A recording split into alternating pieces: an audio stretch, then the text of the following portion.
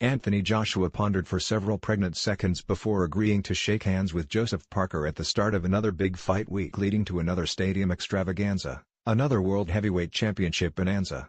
Respect has been the Joshua persona since he won his first Alpha Belt 2 years ago. The preference for courtesy rather than calumny then became ingrained in him by his admiration for Vladimir Klitschko. Far from detracting from the spectacle at Wembley, the mutual appreciation between the legendary veteran and the new kid on the block delivered an epic contest in the highest sporting traditions. It did so in defiance of boxing's boorish tendency towards trash talk.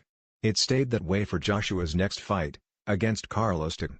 By such decency, come Saturday in the Principality, Joshua will have filled national stadiums to their 80,000-plus capacities 3 times in succession. This young man called AJ has not only breathed excitement back into the heavyweight division but has also restored dignity to this hard old game. So much so that sponsors and advertisers who used to shy away from prize fighting are opening their boardroom doors wide to admit his broad shoulders. Now Joshua's conversion from gang life to role model is being tested by insults from the team behind Parker, a rival world champion whose WBO belt he wants to add to his IBF, WBA and Fringe Ebo collection. The mean streets were calling Joshua back as the two of them sat across a studio table from each other for Sky's Gloves Are Off prelude to this Saturday's head-on collision in Cardiff. Eddie Hearn, as all promoters do, kind of wanted AJ to crack in the hope that a verbal explosion might generate even more pay-per-view sales. Johnny Nelson, the former world champion who refereed the broadcast, did his best to stir a witch's cauldron of controversy. To his immense credit, Joshua held his temper.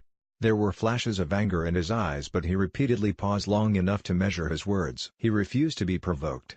The effect was actually more menacing than an ugly descent into lurid threats. The pent-up tension in a natural-born fighting man glowered at Parker through those silences. AJ was ready for battle, a week early. His rival, if not exactly cowed, became more and more congenial as the program went on. "I will have to punish you," was as far as Joshua would go towards banging the box office drum. Even that guarded rejoinder came with this explanation: "Because I cannot afford to lose. Too many people are relying on me now, so I simply can't allow you to beat me." Parker responded in kind with regard to the importance of the first heavyweight title fight ever to take place between two undefeated world champions on British soil. As Joshua studied him intently, Nelson asked if they were prepared for that handshake. Time stood still as Joshua looked deep into Parker's Kiwi heart. His only word came as a question to the man whose handlers had described him as a muscle-bound, chinless wonder: "Respect?" Parker reached for the proffered hand. "Yes, respect." Round 1 to Anthony Joshua. Joshua v Parker will be televised live on Sky Sports Box Office on Saturday night.